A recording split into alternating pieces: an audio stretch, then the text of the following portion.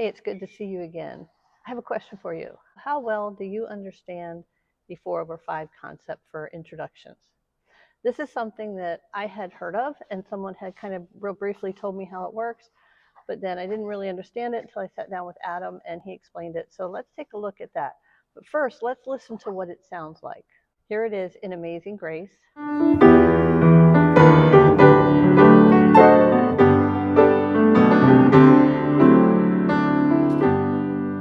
And here it is in Sweet By and By.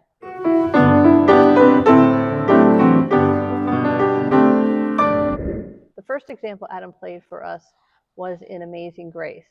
Now, as you look at the music in Amazing Grace, it ends on a G. It's in the key of G. So it ends on a G major chord.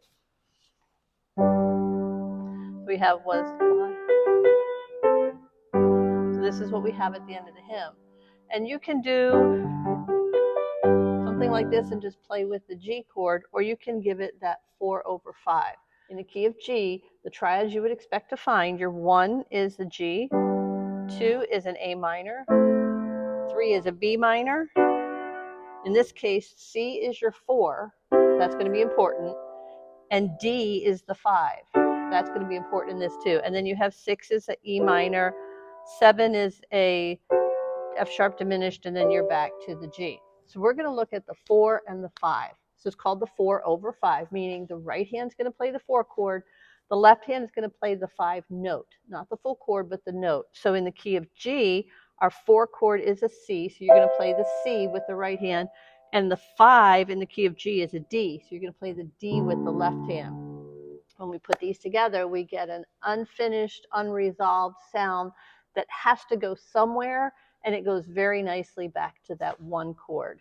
Now, a very nice way to do this, and it's what Adam does a lot, is like the song ends on a G chord, so you probably have your left hand on a G of some sort down here.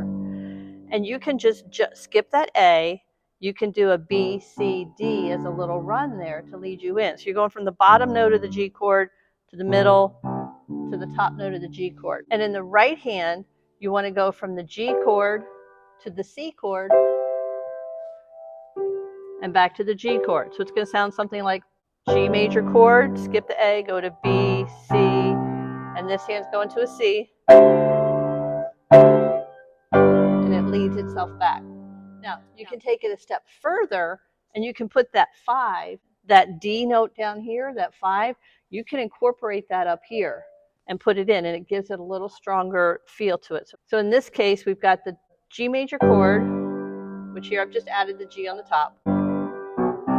So I've got the C, D, E, and the G here. So for instance, in Amazing Grace was blind, but now I see.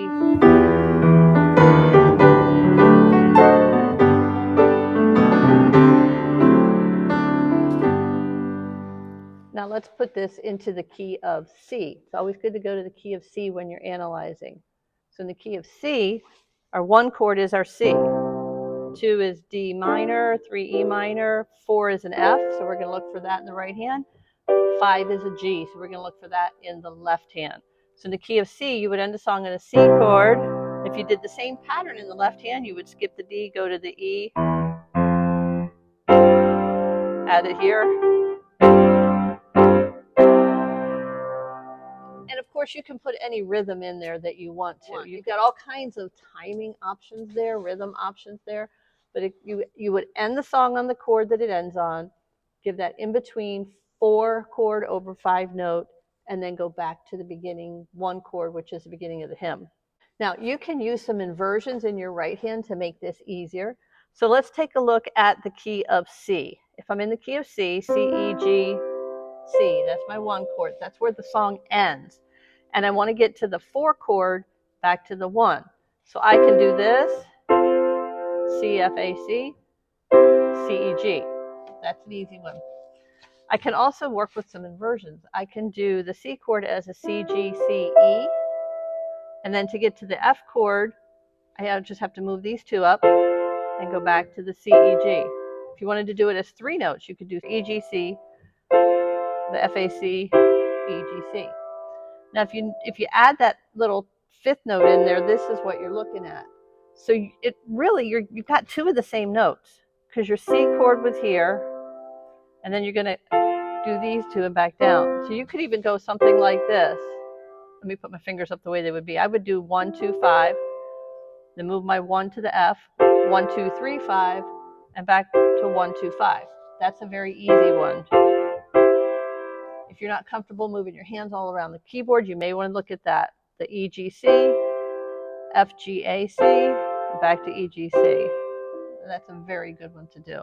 And you can play around with some other inversions, or you can do your C chord here, you can do your F chord here, and come back to your C. I mean, there's all kinds of ways that you can make this work. I hope this has been helpful to you. I know it was helpful to me when I had this time with Adam. And if you have any questions, please drop them in the comments. If you have any suggestions, we'd love to hear those also. And hey, if you'd like to just buy us a cup of coffee, you can find those links down in the description as well. Again, this is Sandy at Play for Ministry. I'll be talking to you again later. Bye-bye.